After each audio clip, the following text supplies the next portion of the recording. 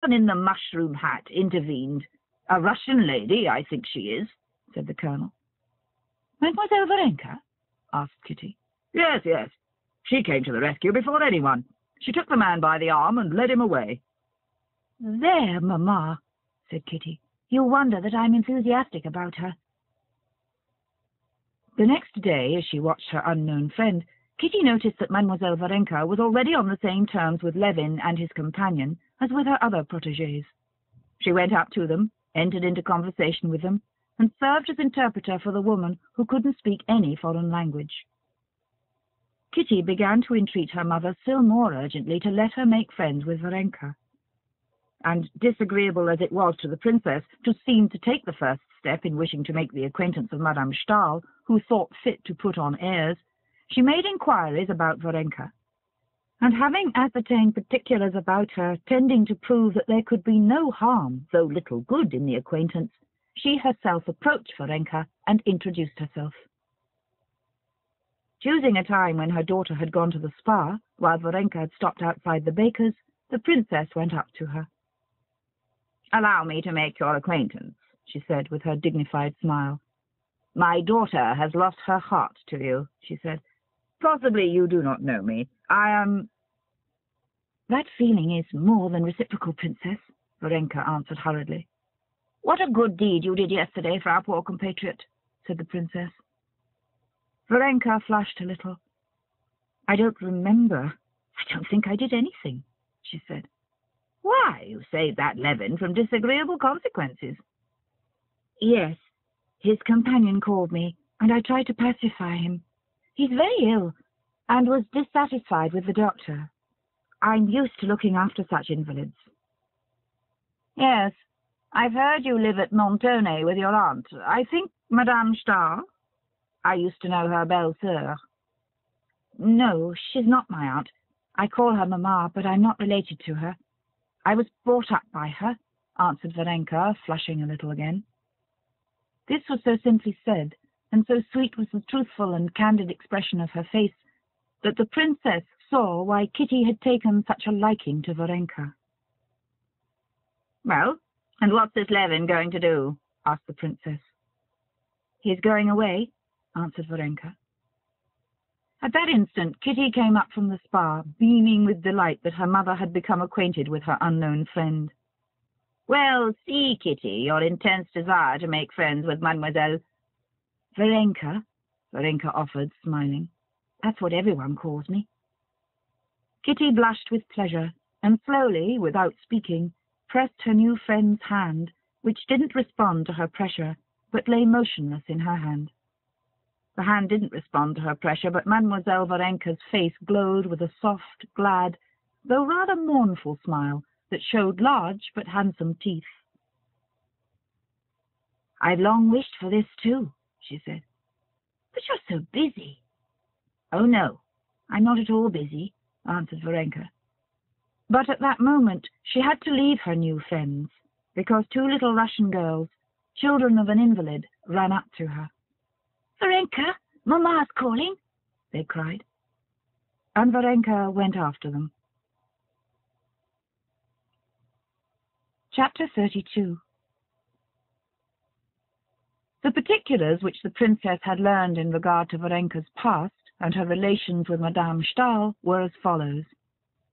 Madame Stahl, of whom some people said that she had worried her husband to death, while others said it was he who had made her wretched by his immoral behavior, had always been a woman of weak health and hysterical temperament.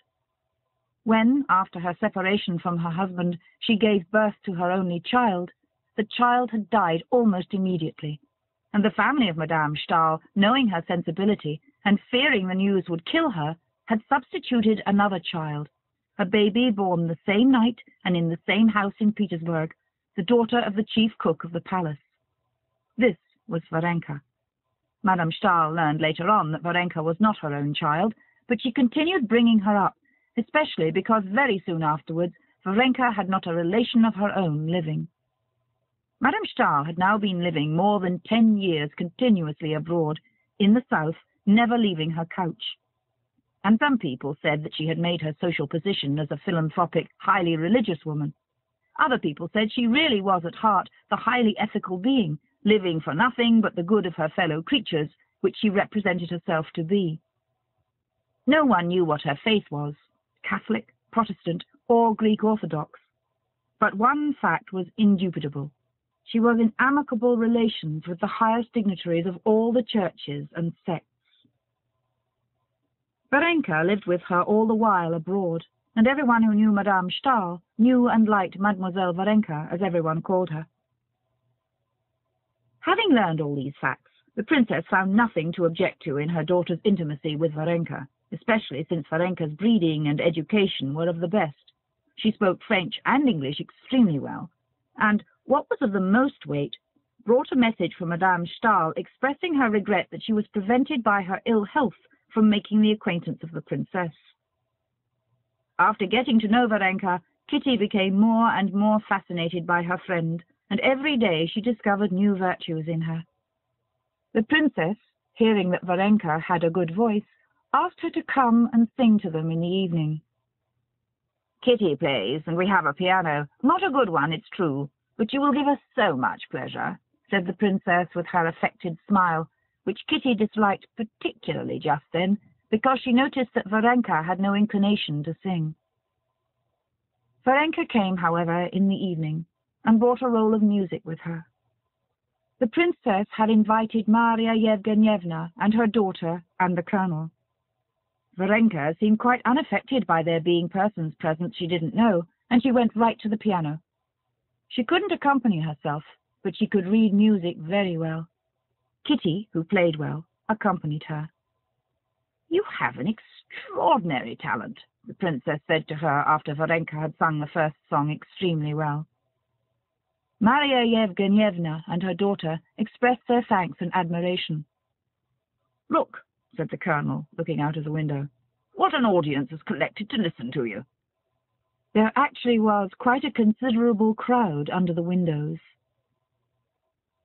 "I'm very glad it gives you pleasure," Varenka answered simply. Kitty looked with pride at her friend.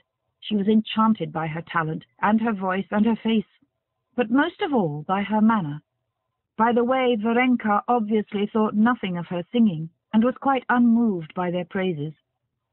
She seemed only to be asking, "Am I to sing again, or is that enough?" "If it had been me," thought Kitty, "how proud I would have been. How delighted I would have been to see that crowd under the windows. But she's utterly unmoved by it. Her only motive is to avoid refusing and to please Mamma. What is there in her? What is it that gives her the power to disregard everything, to be calm independently of everything? How I should like to know it and to learn it from her," thought Kitty, gazing into her serene face. The princess asked Varenka to sing again, and Varenka sang another song, also smoothly, distinctly, and well, standing erect at the piano and beating time on it with her thin, dark-skinned hand. The next song in the book was an Italian one. Kitty played the opening bars and looked round at Varenka. "Let's skip that," said Varenka, flushing a little. Kitty let her eyes rest on Varenka's face with a look of dismay and inquiry. "Very well, the next one," she said hurriedly, turning over the pages, and at once feeling that there was something connected with the song.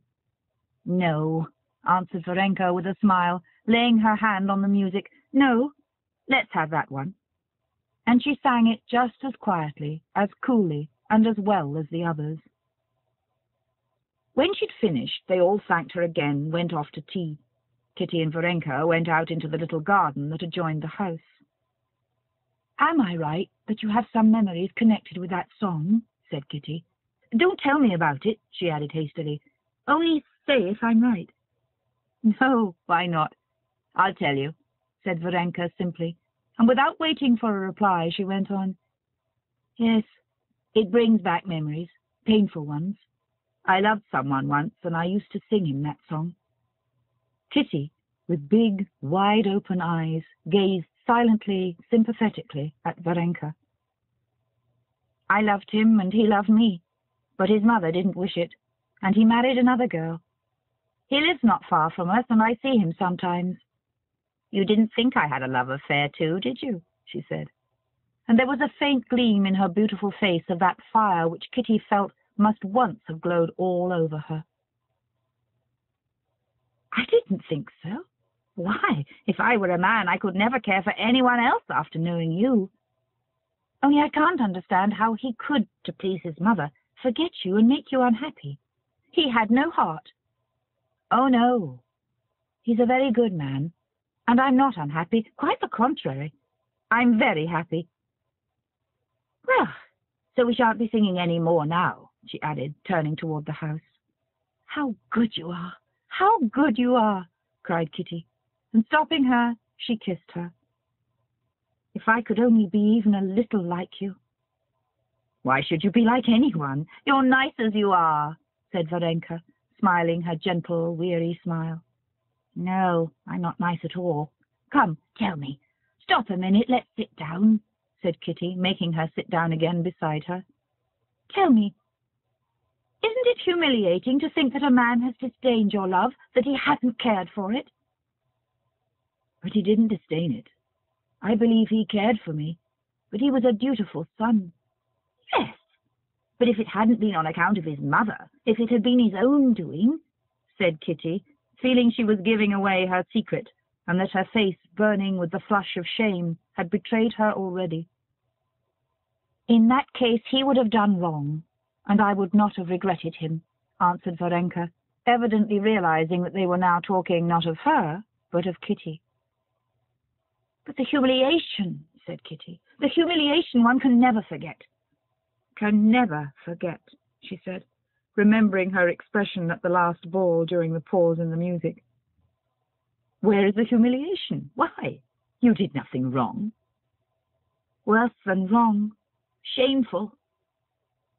Varenka shook her head and laid her hand on Kitty's hand. "Why? What is there shameful?" she said. "You didn't tell a man who didn't care for you that you loved him, did you?" "Of course not. I never said a word, but he knew it.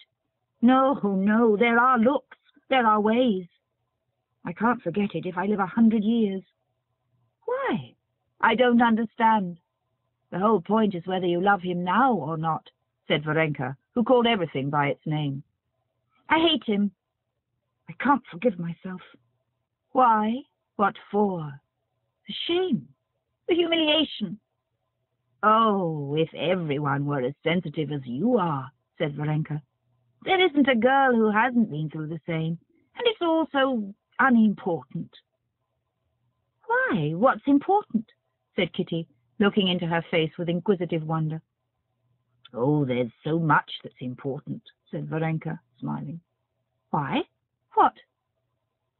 "Oh, so much that's more important," answered Varenka, not knowing what to say. But at that instant they heard the princess's voice from the window. "Kitty, it's cold. Either get a shawl or come indoors."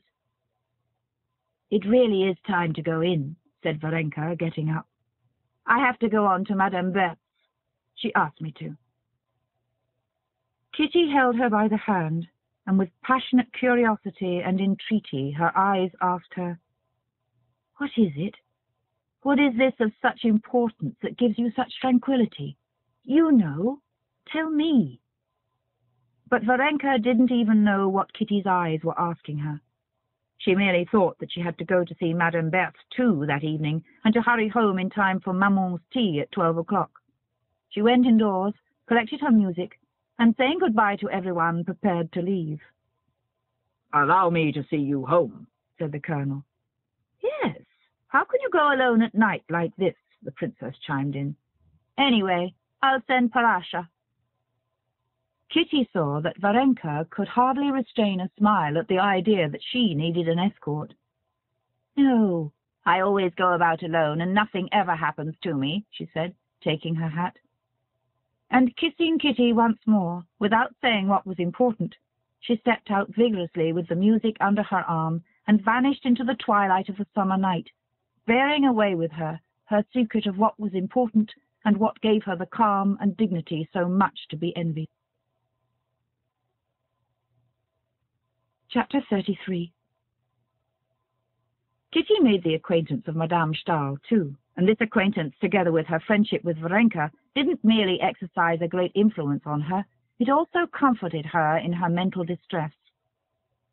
She found this comfort through a completely new world being opened to her by means of this acquaintance, a world having nothing in common with her past, an exalted, noble world, from the height of which she could contemplate her past calmly. It was revealed to her that beside the instinctive life to which Kitty had given herself up till now, there was a spiritual life. This life was disclosed in religion, but a religion having nothing in common with that one Kitty had known from childhood, and which found expression in masses and vespers at the widow's home, where one might meet one's friends, and in learning by heart Slavonic texts with the priest.